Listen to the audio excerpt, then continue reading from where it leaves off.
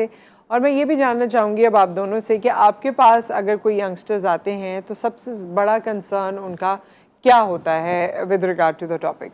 देखें, सबसे पहला जो मेरे नज़दीक जो मुझसे इंटरेक्शन लोगों का होता है वो ज़ाहिर है कि हर आदमी ये चाहता है कि उसका मुस्तकबिल ब्राइट हो, उसकी लिविंग स्टैंडर्ड्स बेहतर हों और उसी के लिए वो तालीम और तरबियत हासिल करता है।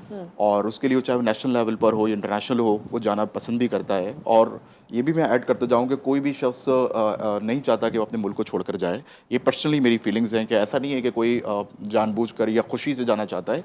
ज़ाहिर इंफ्रास्ट्रक्चर इस लेवल का जो उसे मैसर यहाँ नहीं है, जिसकी वो ख्वाब हैं जो उसको यहाँ पूरे नहीं हो रहे होते, इस वजह से वो कोशिश करता है कि अपनी ज़िंदगी को बेहतर बनाने के लिए आगे जाए।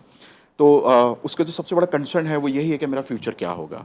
मैं एक हायर एजुकेशन हासिल कर भी लूँ, मैं इतनी ज़्यादा मेहनत कर भी लूँ, लेकिन मेरे सामने इतने हर्डल्स हैं कि उन हर्डल्स को फेस करने के से बेहतर है कि मैं किसी जगह एक नए करियर को अपने या करियर को किसी दूसरी जगह से शुरू कर सकूँ। फॉर इंस्टेंस अगर कोई एंटरप्रेन्योरशिप करना चाहता है, स्टार्टअप्स का दौर है, फिनटेक का दौर है, चीज़ें डिजिटलाइज्ड हो रही हैं, दुनिया प्रमोट कर रही है, लेकिन इतने ब्यूरोक्रेटिक हर्डल्स हैं। ये बिलखुसूस बात मैं आपके चैनल के तवज्जुह से कहना चाहता हूँ, जो लोग सुनने वाले हैं उनके ताकि उन तक ये बात पहुँचे कि हमें अपने लोगों को फैसिलिटेट करना है।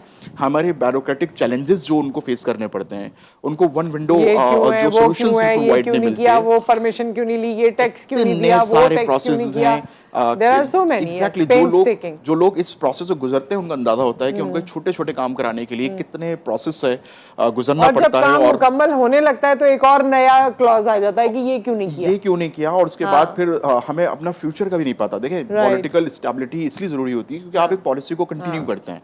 लास्ट गवर्नमेंट में आप देखें बहुत सारे ऐसे इनिशिएटिव्स लिए गए थे, लोगों ने अपनी इन्वेस्टमेंट की, पैसा लगाया, लेकिन पैसेज ऑफ टाइम जब आप उस चलते हुए सेटअप को, बिजनेस को वाइंड अप करते हैं तो सारी की सारी चीजें, तो ये कोई पॉजिटिव साइन नहीं है। तो हमारी यूथ माशाल्लाह बहुत टैलेंटेड है, लिमिटेड रिसोर्सेज में अपने आप को उन्होंने बहुत उजागर किया है, बहुत मेहनत की है, लेकिन अगर वो सरपरस्ती उनको नहीं मिलेगी जो कि हुक्मरान तबके की तरफ से मिलती है, तो फिर उसका फायदा नहीं होता, उल्टा नुकसान होता है और लोग डिसहार्ट होते हैं और अपने सेटअप को वाइंड अप करके चले जाते हैं। इसकी आसान से एग्जांपल ये है कि जो एग्जिस्टिंग बिजनेस है जो वो सर्वाइव नहीं कर पा रहे, तो मुझे बताएं कि आप नए बच्चे को कैसे मोटिवेट कर सकते हैं कि वो वहां अनसर्टेनिटी की बात की है 2013-14 में भी जब हालात, टारगेट किलिंग कराची में काफ़ी ज़्यादा थी। I remember kidnapping for ransom बहुत ज़्यादा थी बिजनेसमैन और बिजनेस कम्युनिटी में, उनके बच्चे और सबके लिए।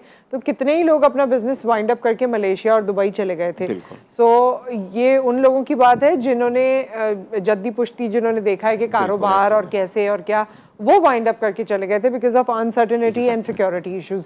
तो ये चीज़ें यकीनन आपकी इंडस्ट्री को हार्म करती हैं और फिर उसका इफेक्ट हम सब पर ही आता है। बिल्कुल ऐसे ही। जी तायरा, आप इसमें कुछ कहना चाहेंगी?